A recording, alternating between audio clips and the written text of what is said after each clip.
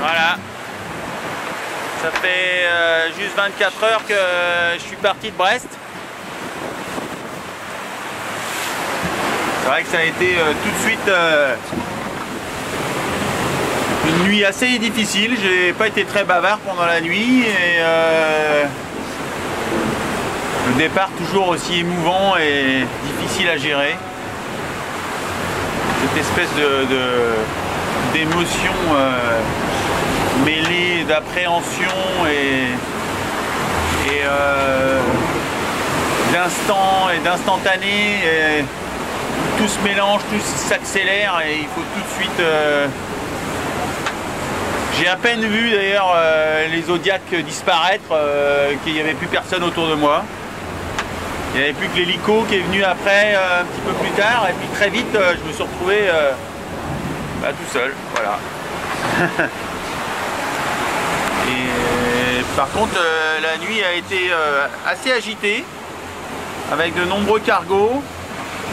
C'est le lot de cette première nuit où on traverse le rail montant et descendant qui monte sur la Manche et l'Europe du Nord.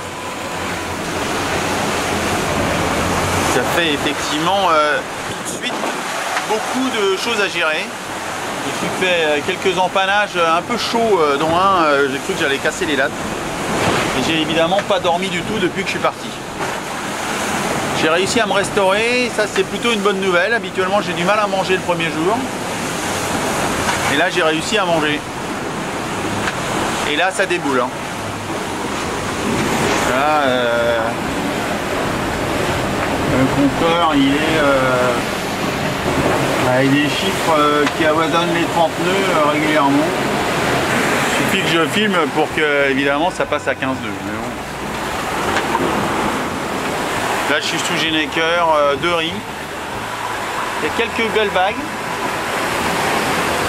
Et des rafales qui peuvent monter jusqu'à 35 nœuds. Donc c'est un peu sport. C'est la limite du Gennaker. Là. La mer est assez courte. Voilà. Par contre, il commence déjà à faire beau et je pense que je vais avoir moins froid que la nuit dernière cette nuit. La prochaine nuit. J'espère que je vais réussir. Ça va bouillir un peu pour que je puisse dormir un peu. Parce qu'en plus il va faire le champagne et l'autre bord à mon avis il va pas être confortable du tout.